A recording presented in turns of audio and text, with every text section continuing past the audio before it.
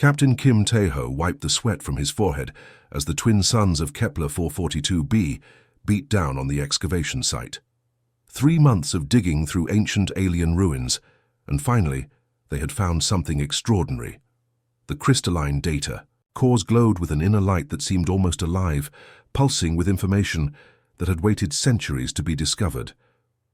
Dr. Park So-young hunched over her translation console, her fingers flying across holographic keyboards as alien symbols danced before her eyes. The Valthari language had proven nearly impossible to crack, but these data cores were different. They contained not just text, but actual recorded memories, visual experiences locked in crystal matrices that preserved every detail. The quantum encryption is unlike anything I've seen, So-young muttered, adjusting her neural interface headset. It's as if they knew someone would eventually find this and wanted to make sure the message survived intact. The archaeological team worked in the shadow of massive Valthari structures that rose like twisted spires toward the alien sky. Their construction defied human understanding, with surfaces that shifted color depending on the viewing angle and doorways that seemed to exist in multiple dimensions simultaneously. Whatever the Valthari had been, they possessed technology that made current human achievements look primitive. Sergeant Choi Sung-min monitored the perimeter sensors while the scientists worked. His combat armor registered multiple movement signatures in the ruins beyond their camp, but nothing that matched known Federation patrol patterns. The creatures of this world were strange, silicon-based life forms that communicated through harmonic vibrations that made the air itself hum with alien music. "Captain, I'm getting interference from Sector 7, Sung-min reported through his comm implant. "Whatever's in those ruins, it's still active after all these years." Kim Tae-ho nodded, his attention split between security concerns and the growing excitement from the research team. They had come to Kepler 442b following ancient star charts found on a derelict ship, charts that suggested the Valthari possessed knowledge about humanity's early space exploration that official records didn't contain. Suddenly, So-young's workstation exploded with light. Holographic projectors throughout the command tent activated simultaneously, filling the space with three-dimensional recordings that seemed more real than reality itself. The team stood frozen as ghostly figures materialized around them, tall beings with elongated limbs and faces that held an otherworldly beauty. "By the ancestors," whispered Dr. Yoon Hye-jin, the team's xenobiologist. "They're not just recordings. These are quantum-imprinted memories, actual experiences preserved at the molecular level." The hologram showed space, the deep black void between stars. A massive ship drifted through the darkness, its hull scarred by radiation and meteor impacts. But this wasn't just any ship. The humans in the tent recognized the distinctive angular design, the proud Earth Federation markings, the name emblazoned across the bow in letters 3 stories tall, UES Aurora. Kim Tae-ho felt his blood turn to ice. Every human child learned about the Aurora in school.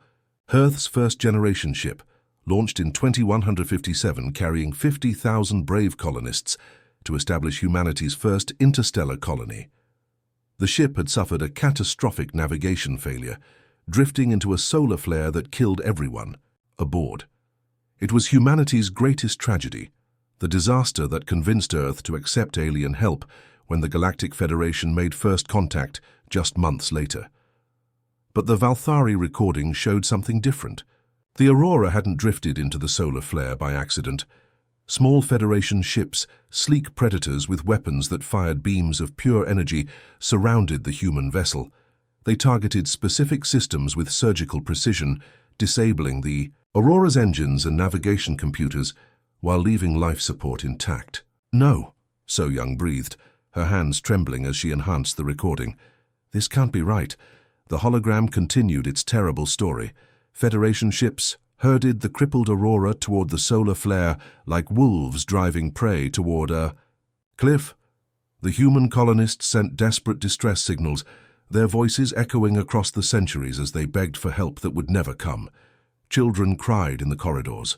Families held each other as the ship's hull began to glow from the stellar radiation. Lieutenant Colonel Lee Min-ho stepped closer to the display, his scarred face twisted with rage. He had lost his grandfather on the Aurora, a young engineer who believed in humanity's destiny among the stars. "They murdered them," he said, his voice barely above a whisper. "The Federation murdered 50,000 innocent people." The recording shifted, showing Federation vessels returning to Earth just months later. The same ships that had committed genocide now presented themselves as humanity's saviors, offering condolences for the tragic accident and providing technology to prevent such disasters in the future. Human leaders, still grieving the loss of the Aurora, welcomed the aliens with gratitude and hope. More data cores activated throughout the night, each one revealing new layers of deception. The Federation had been watching Earth for decades before the Aurora launched, studying human psychology and technology. They knew exactly how to manipulate humanity's response to tragedy, turning grief into dependence and fear into submission. The excavation continued under artificial lights as the team uncovered the full scope of the Federation's betrayal. They found records of other species who had suffered similar fates, civilizations that had grown too advanced or too independent for Federation control. The Valthari themselves had been eliminated when they developed faster-than-light communication that could have united the galaxy's oppressed peoples. As dawn broke over the alien ruins, Captain Kim Tae-ho stood among the evidence of humanity's greatest deception. The crystalline data cores pulsed with the light of truth, waiting to be carried back to human space, where they would shatter 2 centuries of carefully constructed lies. The battleship Incheon drifted in the void between star systems, its hull black as the space around it. No running lights, no energy signatures, nothing that might alert Federation monitoring stations to its presence. Admiral Choi Jae-sung had chosen this location carefully, far from shipping lanes and patrol routes where his most trusted officers could gather without raising suspicions. The war room buzzed with tension as holographic displays showed the devastating evidence from Kepler 442b. Captain Kim Tae-ho stood beside the central projector, the crystalline data cores from the Valthari, ruins glowing softly in their containment field. Every face in the room belonged to someone who had sworn an oath to protect humanity, and now they learned that oath had been tested for over 2 centuries without their knowledge. Commander Han Yu-jin stepped forward, her cybernetic eye glowing. As she interfaced directly with the ship's intelligence systems, "Admiral, we've confirmed the authenticity of the Valthari recordings through 17 different analysis methods. The quantum signatures match historical data from the Aurora disaster, but the Federation's official records have been altered at the source level." Admiral Choi's weathered hands gripped the edge of the tactical table. He had served in 3 different conflicts against hostile alien species, always believing the Federation stood beside humanity as allies. Now he wondered how many of those conflicts had been orchestrated to keep human forces busy while the real enemy watched and waited. "Show me the intelligence breakdown," he ordered. The holographic display shifted, revealing a galaxy-wide network of Federation surveillance posts, data collection centers, and research facilities. Red markers indicated locations where human scientists had made breakthrough discoveries, while blue markers showed where those same researchers had died in mysterious accidents. Dr. Song Ha-young moved through the display like a detective examining a crime scene. Her neural implants processed information faster than baseline humans could follow, cross-referencing decades of suppressed research with the Federation's public technology releases. "The pattern is undeniable," she said, her voice tight with controlled anger. Every time a human scientist approached a technology that could threaten Federation control, they were eliminated. The display zoomed in on Earth's lunar research stations from 2234. Professor Kang Dong-wook's laboratory appeared in stunning detail, showing the moment of the explosion that supposedly killed him. But the Valthari data revealed something different. Small Federation drones had infiltrated the facility, planting quantum charges that would leave no trace of sabotage. Dong-wook was 3 days away from perfecting zero-point energy extraction, Song Ha-young continued. His research could have given humanity unlimited power, making us independent of Federation energy cartels. So they murdered him and destroyed his work, then blamed it on a containment failure. Lieutenant Colonel Park Jun-seo pulled up another file, his scarred hands moving carefully over the controls. He had lost his left arm fighting the Zerathi raiders in the Outer Rim, never knowing the Federation had likely created that conflict to keep human forces occupied. Dr. Lim Yunji's transport crash wasn't an accident either. Look at these navigation logs. The hologram showed Lim's transport ship approaching Earth's orbital station, its flight path normal and stable. Then Federation traffic control diverted the ship directly into the path of a cargo hauler carrying unstable isotopes. The collision appeared accidental, but the Valthari records revealed Federation controllers had hacked both ships' navigation systems. Hyunji had solved dimensional folding equations that could revolutionize faster-than-light travel, Park Jun-seo explained.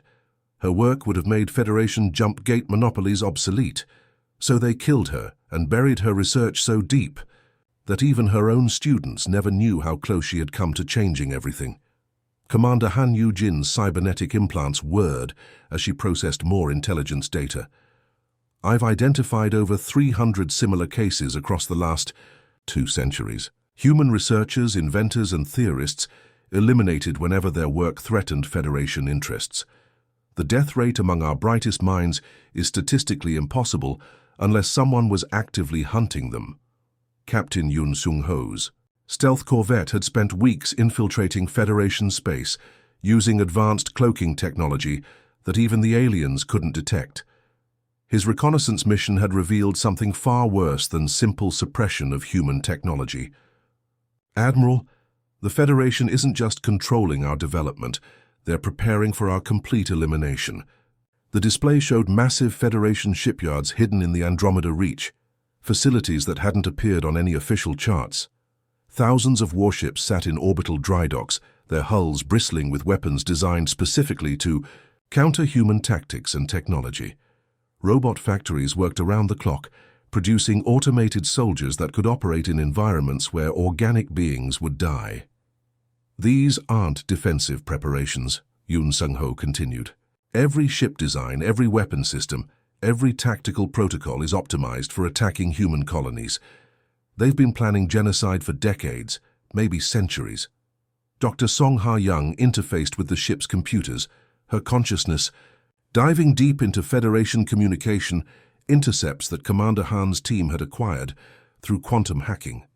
I'm seeing references to something called the Final Protocol. It mentions waiting for humanity to reach a specific population threshold before implementation. The room fell silent as the implications sank in. Humanity had been living in a carefully constructed prison, their growth managed and controlled by beings who saw them as a future threat to be eliminated at the optimal moment. Every Federation gift of technology, every offer of assistance, every gesture of friendship had been calculated to keep humans docile until the time came for their destruction. Admiral Choi straightened, his command presence filling the room. 2 centuries of lies and manipulation had built to this moment, when humanity would finally learn the truth about their place in the galaxy. How long do we have? Commander Han Yu-jin's cybernetic eye flickered as she processed probability calculations. Based on current population growth rates and Federation resource allocation, I estimate 18 months before they implement the Final Protocol. Maybe less if they suspect we've discovered their deception. The evidence was overwhelming. Humanity had 18 months to prepare for a war they didn't know they were already fighting, against enemies who had been planning their destruction since the day they first reached for the stars.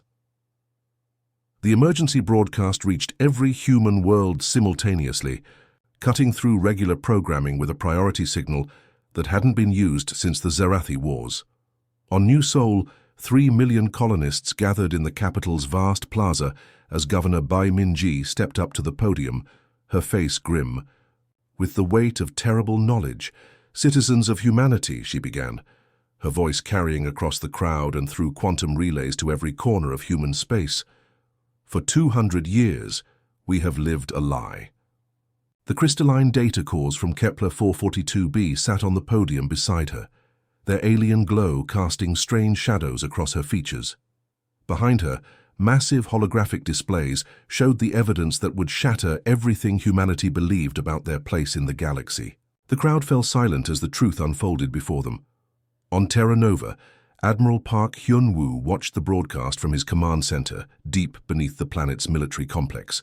His weathered hands moved across holographic controls, sending coded messages to fleet commanders throughout the system. Colonial Defense Force ships began subtle repositioning maneuvers, their movements disguised as routine patrol rotations. "Begin Operation Silent Thunder," he ordered his staff. "Full mobilization, but keep it quiet. We can't let the Federation know we're preparing for war." The shipyards above Terra Nova hummed with new activity as construction crews worked around the clock. Officially, they were building cargo haulers and civilian transports. In reality, the ships taking shape in those orbital dry docks carried weapon mounts and armor plating that could be installed within hours of receiving the order. Dr. Jung Soo-young stood in her laboratory on Lunar Base, surrounded by dozens of additional Valthari data cores that had been discovered in ruins across human space. The ancient alien civilization had left behind a treasure trove of information, each crystal containing memories and records that painted an even darker picture of Federation crimes. "The Karathi Empire," she announced during a live broadcast to the scientific community. 12 billion beings across 47 worlds, eliminated 3,000 years ago when they developed quantum consciousness transfer. The Federation couldn't control minds that could exist in multiple bodies simultaneously. Her holographic display showed the destruction of entire star systems, their suns artificially triggered into supernovas that wiped out all life within light years.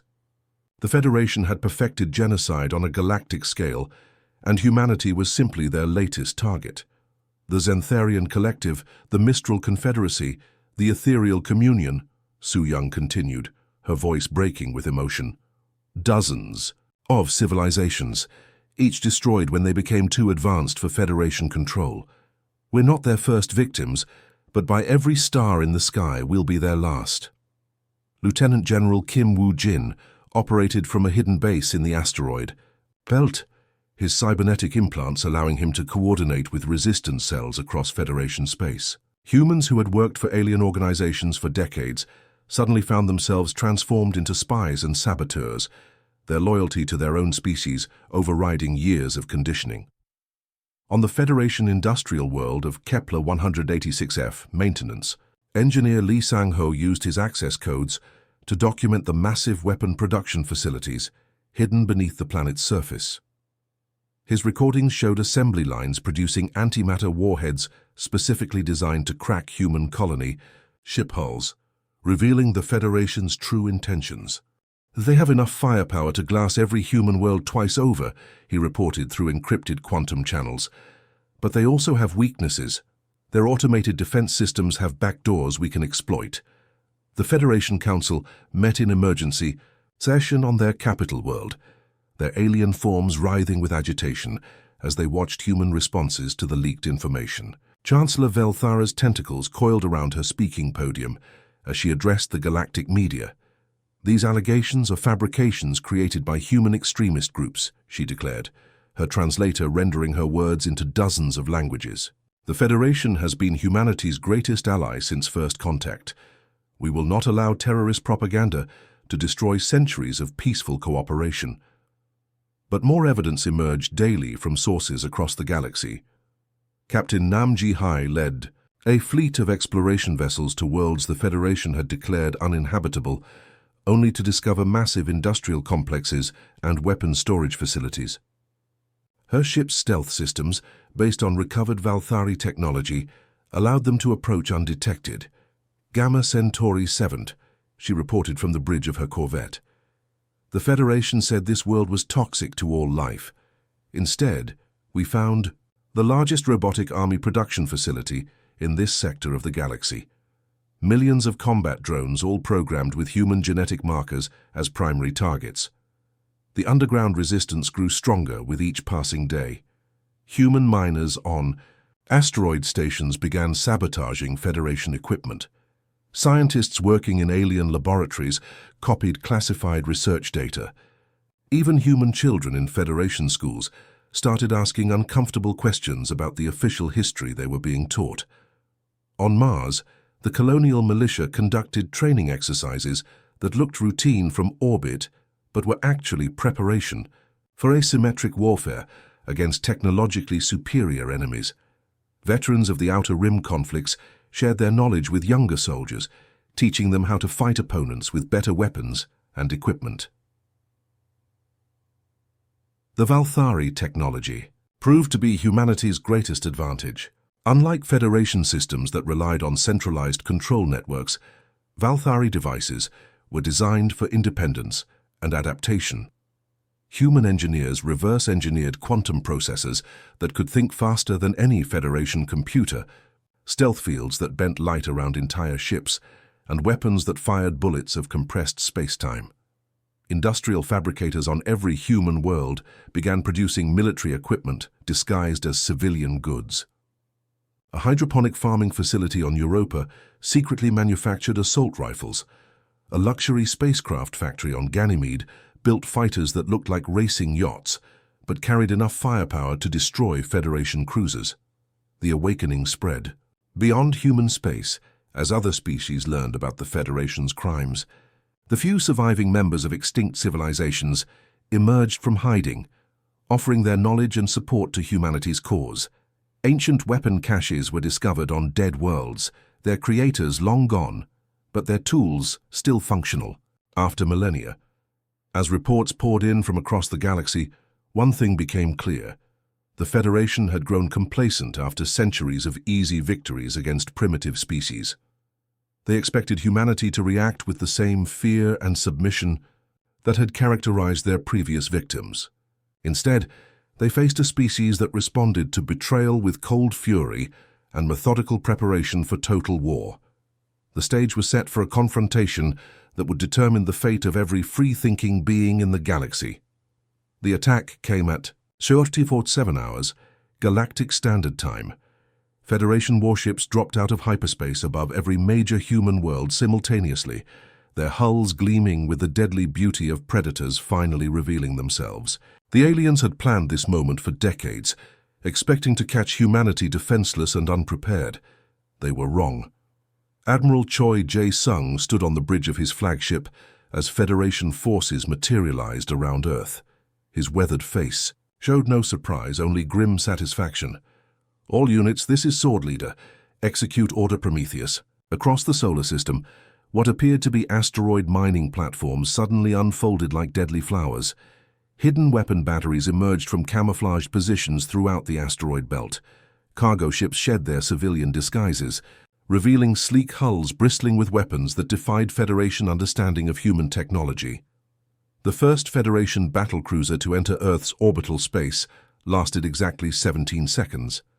Captain Park Ji-won's hidden defense platform fired a single beam of compressed quantum energy that punched through the alien ship's shields as if they didn't exist. The massive vessel simply ceased to exist, its atoms scattered across space. In a glittering cloud of debris, "Target eliminated," Park reported calmly, recharging for next shot. In the Centauri system, Captain Oh Seung-min commanded a squadron of destroyers that shouldn't have posed any threat to Federation capital ships. His vessels were small, lightly armored, and according to Federation intelligence reports, armed with primitive projectile weapons. The alien admiral commanding the attack force dismissed them as insignificant. His mistake became apparent when Oh's ships activated their phase shift drives. The destroyers flickered out of normal space-time, becoming ghostly outlines that Federation sensors couldn't track or target. They moved through the enemy formation like phantoms, their Valthari-derived weapons firing from dimensions the Federation couldn't access. "Phantom Squadron, weapons free," Oh commanded, as his ships slipped between the massive alien battleships. "Show them what happens when humans get creative." The Federation fleet found itself fighting enemies that could strike from impossible angles. Oh's destroyers fired quantum torpedoes that existed in multiple dimensions simultaneously, appearing inside enemy ships without passing through their hulls. One by one, the alien vessels exploded from within as their reactors destabilized. Major General Shin Hye-won's marine assault on the Federation command post orbiting Proxima Centauri became legendary within hours of its completion. Her soldiers wore armor based on Valthari defensive technology, suits that could absorb and redirect energy attacks back at their sources. Federation plasma rifles, which had dominated battlefields for centuries, became useless against enemies who turned their own weapons against them. Landing in 30 seconds, Hi-1 announced, as her assault pods approached the massive alien station. Remember, they've been planning our extinction for 200 years. Time to return the favor. The Marines cut through the station's hull, using molecular disruptors that dissolved matter at the atomic level. Inside, they faced Federation security forces equipped with the latest military technology. The aliens' energy weapons discharged harmlessly against human armor, while return fire from kinetic weapons tore through their defenses like paper. Federation Admiral Veltar watched his forces crumble across 3 star systems, his tentacled form writhing with disbelief. The humans were supposed to be inferior, controlled, manageable. Instead, they fought with weapons that seemed impossible and tactics that defied military logic. "This cannot be," he broadcast to his remaining ships. "Humans lack the technology for such capabilities." Our intelligence reports confirmed their primitive status. Colonel No Byung-ho answered from his position, commanding the hidden fortress on Titan. "Your intelligence was 2 centuries out of date, alien. Allow me to provide an update. The stellar cannon had been humanity's greatest secret, a weapon built using principles discovered in the deepest Valthari archives. It fired bullets of compressed space-time that traveled faster than light itself, arriving at their target moments before they were fired. The Federation listening post monitoring human communications simply vanished, erased from existence by a weapon that violated their understanding of physics. Target eliminated, No reported. Stellar cannon recharging for planetary bombardment if you'd like to continue this conversation. Dr. Moon Kyung-soo worked frantically in his mobile laboratory aboard the research vessel Innovation, analyzing wreckage from destroyed Federation ships. Each piece of alien technology revealed new possibilities for human advancement. His teams reverse-engineered captured systems within hours, then improved them beyond their original specifications. "The Federation's quantum computers are fast," he reported to Admiral Choi. "But they're centralized, predictable. Our Valthari hybrid processors are chaotic, adaptive. They learn and evolve in real time. We're not just matching their technology anymore, we're surpassing it." The war spread across 12 star systems as human forces revealed the true extent of their preparation. What the Federation had dismissed as primitive colonies turned out to be fortified strongholds. Mining ships became missile platforms. Research stations transformed into weapons laboratories that produced new horrors for alien forces to face. In the Vega system, Captain Lee Dong-hyun's stealth carriers deployed swarms of robotic fighters that could think and adapt faster than organic pilots. The machines learned from each engagement, sharing tactical data through quantum links that made them more dangerous with every passing minute. The Federation's automated battle cruisers, pride of their military-industrial complex, found themselves outmatched by human machines that combined Valthari quantum processing with human creativity. The alien ships followed predictable attack patterns, while human fighters adapted new strategies in real time. On the industrial world of Kepler 442c, Lieutenant Colonel Kim Soo-jin led a combined arms assault that showcased humanity's evolution, from grateful students to deadly teachers. Her forces used Federation technology against its creators, turning captured alien weapons into tools of liberation. The battle for the system's orbital shipyards lasted 18 hours and ended with human forces capturing intact Federation dreadnoughts. Within days, those same ships were flying under human command, their systems modified with Valthari enhancements that made them more powerful than their original designers had ever imagined. As reports poured in from across the war zone, one fact became undeniable. Humanity had become the apex predator of the galaxy. The species the Federation had planned to exterminate was systematically dismantling their military forces, with a combination of superior technology, tactical brilliance, and the righteous fury of a people who had discovered the truth about their enemies. The reckoning had begun, and the Federation was learning that some species respond to betrayal not with submission, but with absolute retribution.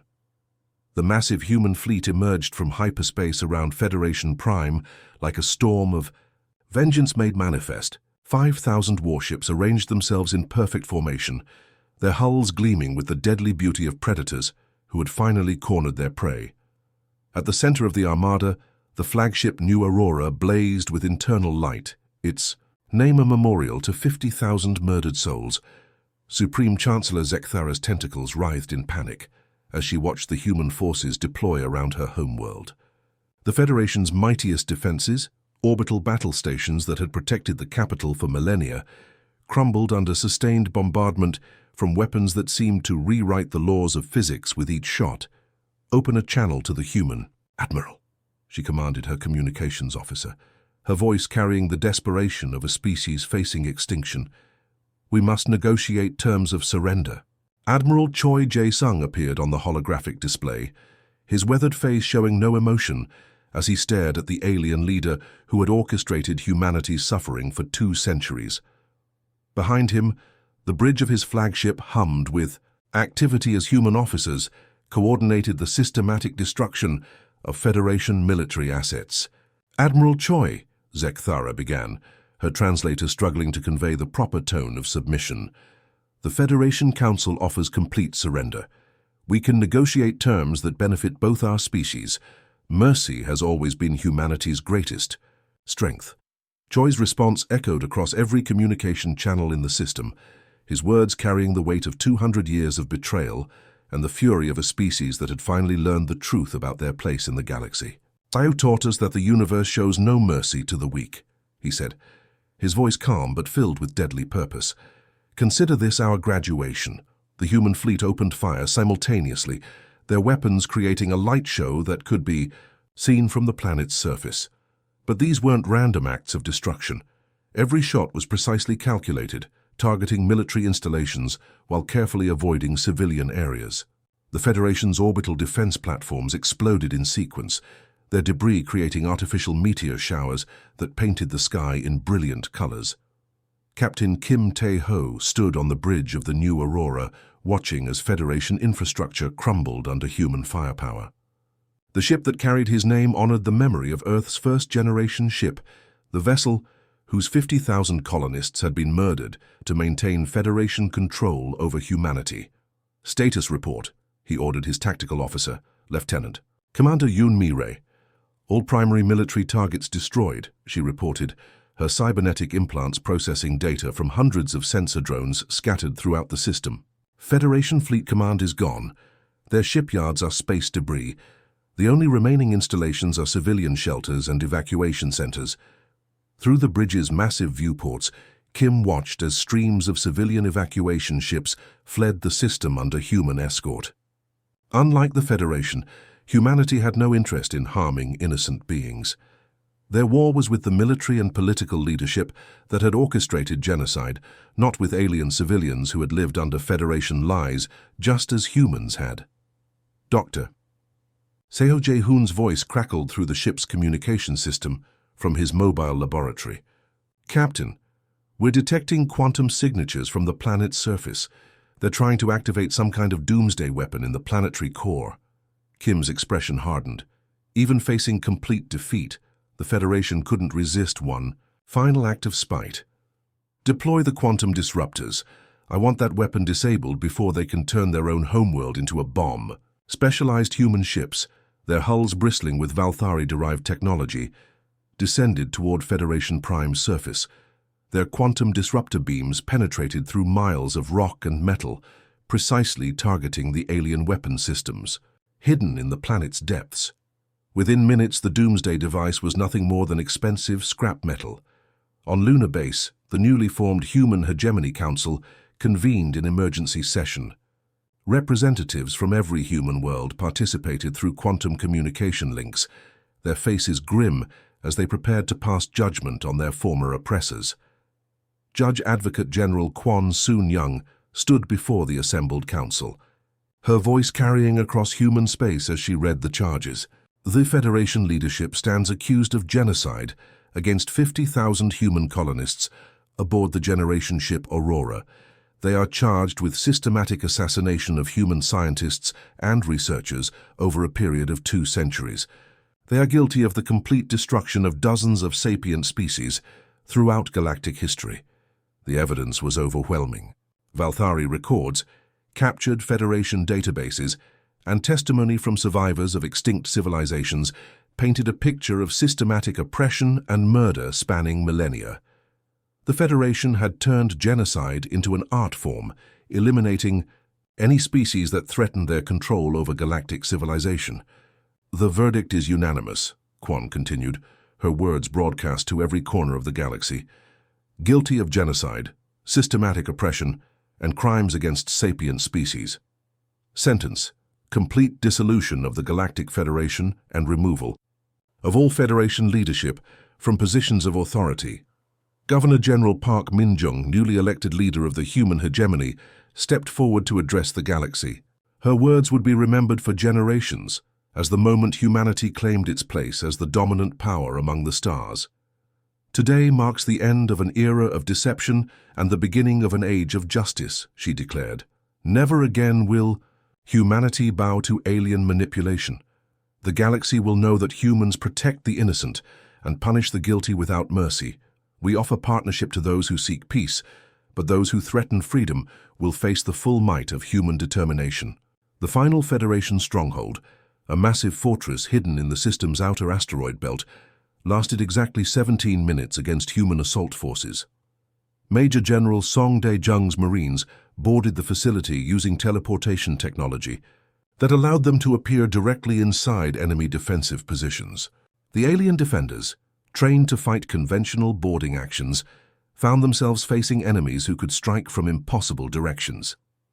As the last Federation commander surrendered, Captain Kim stood on the bridge of the New Aurora, watching holographic displays that showed the names and faces of the Aurora's 50,000 victims. Engineers, doctors, teachers, children, families who had believed in humanity's destiny among the stars, only to be murdered by the very beings who claimed to welcome them to galactic civilization. "Justice served," he whispered, his words carrying the weight of 2 centuries of lies finally brought to light. The galaxy watched as human ships began the systematic liberation of worlds that had suffered under Federation control. Species that had been suppressed for millennia found themselves free to develop their own technology and pursue their own destinies. The age of Federation tyranny was over.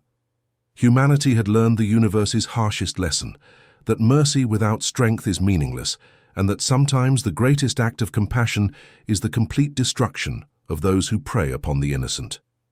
The galaxy would remember this day as the moment humanity stopped being victims and became the guardians of justice among the stars. The end.